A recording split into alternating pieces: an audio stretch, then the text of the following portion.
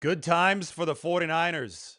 I think the smirk on John Lynch's face says it all. So does Sean McVay's seething expression. You can say that he was big mad. The Rams, after all, did use their 13th overall pick on a quarterback, Ty Simpson, who won't raise the ceiling of this LA team in 2026. And that is music to the rest of the NFC West's ears. The 49ers now own pick number 33, which means they are on the clock right now. That is a coveted spot. San Francisco is already fielding more trade offers to move on back, although I do think that they're going to pick here at number 33 because Kyle Shanahan suggested last night in an interview that the 49ers have actually zeroed in on one player. But there's plenty of other good talent available, and the 49ers turned 6 draft picks into 7 draft picks with their two trade backs on Thursday night. But we've got to go back to the Rams because this is big picture stuff. Listen in to Sean McVay during his press conference. Yeah, I did. I'll keep that between us. We'll see. He's going to compete with Stetson. If you're at all familiar with Sean, you know that he's an ebullient guy. He wears his emotions on his sleeve, and you know that he was not happy last night. Les Snead, the general manager of the Rams, who appears to be behind this pick, has a close relationship with Ty Simpson's dad. That's been well documented, and it seems that that was a driving motivator behind this selection. Now, maybe Ty Simpson ends up being a good quarterback down the road. This obviously should help the Rams avoid the QB market in the 2027 draft. But the NFL is a league where the short term does matter. And the 49ers and the Seahawks and even the Arizona Cardinals, we're going to get to them in a bit because John Lynch was pivoting to Arizona's situation when he was asked about LA's. All of those teams are in an arms race with the Rams. This was the greatest division in NFL history last year, and the Cardinals didn't even have to do anything to help it attain that reputation. That's how good the Seahawks, the Rams, and the 49ers were.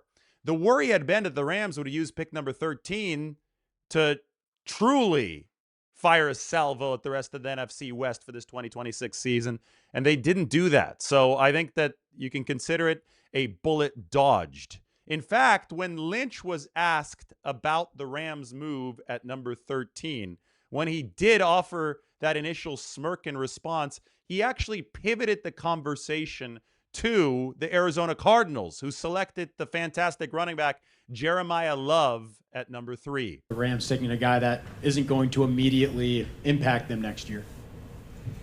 Well, I think, first of all, I think another team in our division, I mean, they got a player who is going to impact, and talking about Jeremiah Love, a fantastic player.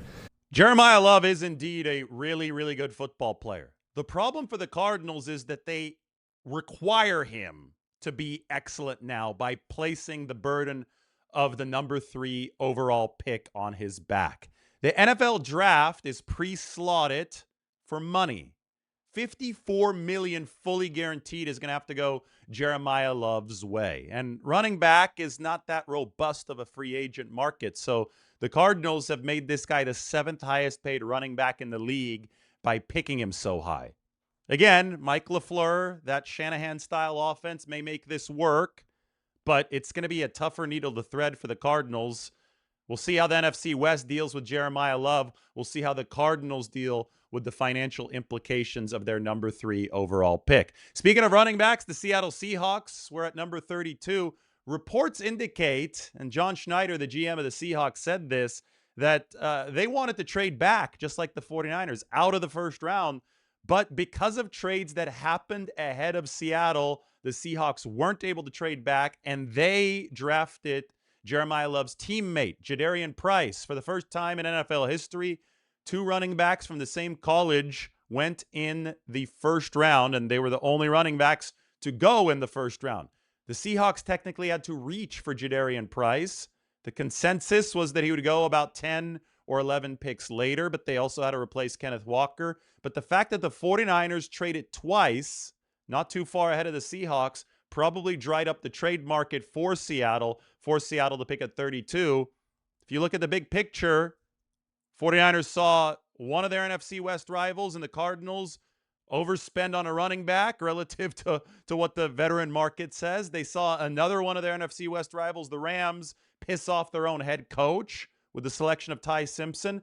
And they saw the Seattle Seahawks, maybe their primary NFC West rival, the one who eliminated them from the playoffs last year and won the Super Bowl on their own home field.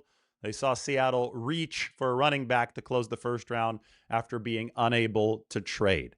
John Lynch was right that there would be multiple trades in this NFL draft. It'd be a trade-happy situation, and it was a trade-happy situation for his own team.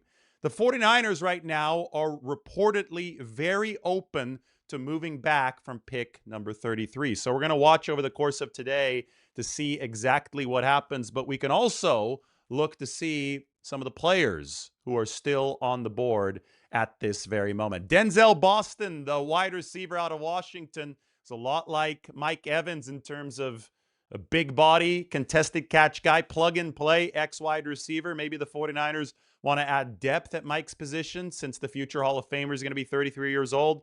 Denzel, there for the taking if the 49ers want him. San Francisco can also trade back. There are players at all kinds of positions of need for San Francisco that will be available today. A couple of guards stand out. We talk about Chase Bisontis out of Texas A&M. We talk about the guy with the mullet, Jennings Dunker out of Iowa. He's also there. Emmanuel Pregnon, the guard out of Oregon, available here as the second round is set to begin. So is the edge rusher out of Texas A&M, Cassius Howell. Jeremy Bernard, one of the receivers in this NFL draft who was expected to go in the second round, unsurprisingly did not go in the first. He's available, and the 49ers could dip into that receiver pool later today. If you move further into the projections of the second round, you also see guys like Romello Height, an edge rusher who visited San Francisco out of Texas Tech. He's a speed rusher. He's only 239 pounds. Would be a very specified role, but maybe the 49ers are looking to replace Bryce Huff. They have many, many options, including one of Mike's favorites, Traden Stukes, the versatile defensive back out of Arizona, on the table. And guess what? The 49ers have an extra pick from the time that this all started. They now have 7 selections in this NFL draft. And they can turn that into more selections if they do indeed trade back again. We've seen John Lynch and this front office like to maximize value in terms of quantity of picks, and that, in a way, is what San Francisco was doing yesterday.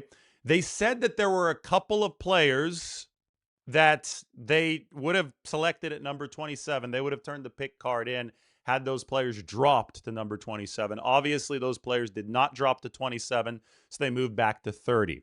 Then when the 49ers moved back from 30 to 33, every single player that they would have been willing to take at 30 is still available now at 33. So they can take another roll of the dice in that direction and move down from 33 to wherever early in the second round, create more draft capital later, and still theoretically pick a guy that they would have liked at 30 or 33. That would be a win both cases scenario for the 49ers. At some point, they're going to have to select, though.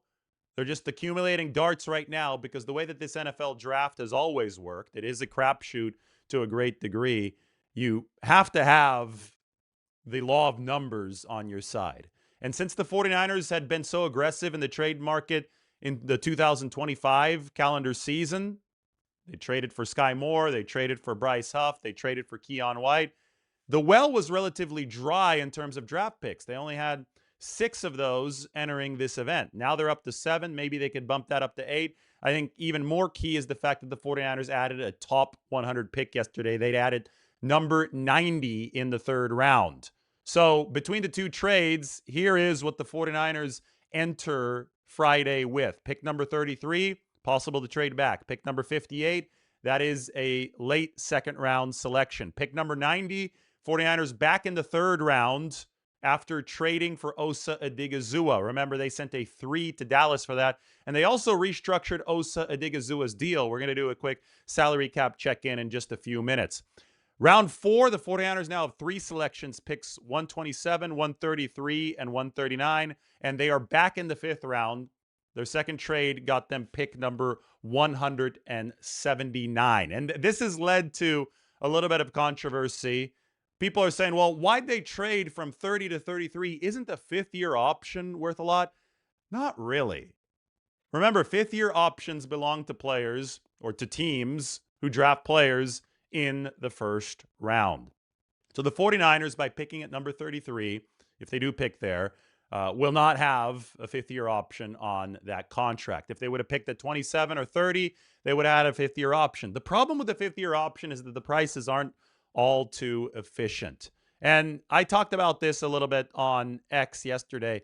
For busts in the first round, the prices of fifth-year options are too expensive. You're never going to pick those up. And for players who are superstars, you're going to want to extend them far before the fifth-year option anyway.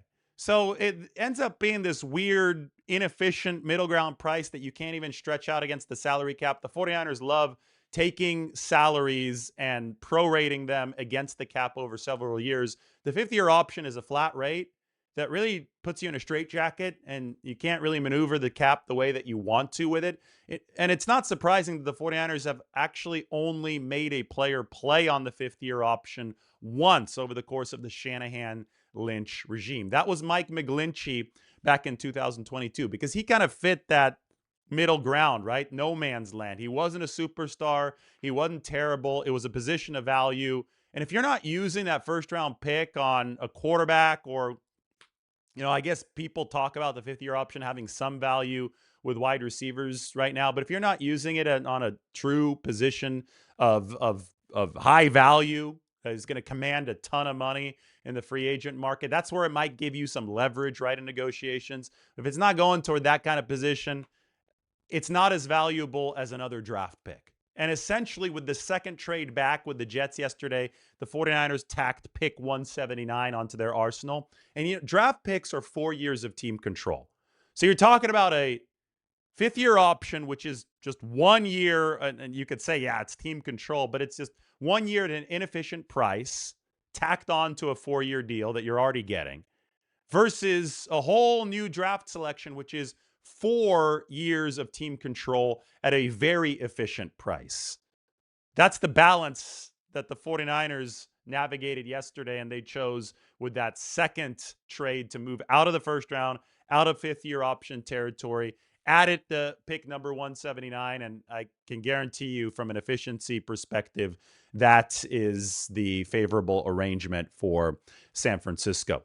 Speaking of Osa Odighizuwa, they slashed his base salary down to $1.7 million. The 49ers save about $11 million of salary cap space. So remember that Trent Williams, once his new deal is on the books, that's going to save over $20 million of 2026 space, because the 49ers are rearranging money in a technical way. It was a pay cut for Trent Williams since he had some funny money in 2026. It's not a pay cut for Osa Odighizuwa. 49ers just inherited an inflated base salary from the Cowboys in that trade. Osa now gets paid out in a signing bonus. As far as the cap goes, that is prorated over the next 5 years. His hit is down near $5 million for San Francisco.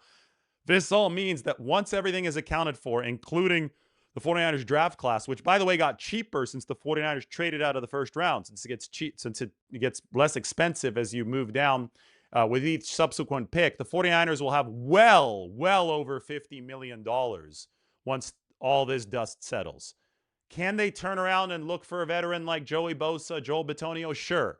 But first, we need to see who exactly the 49ers pick over the course of the next 7, maybe 8 selections, depending on if they trade back again.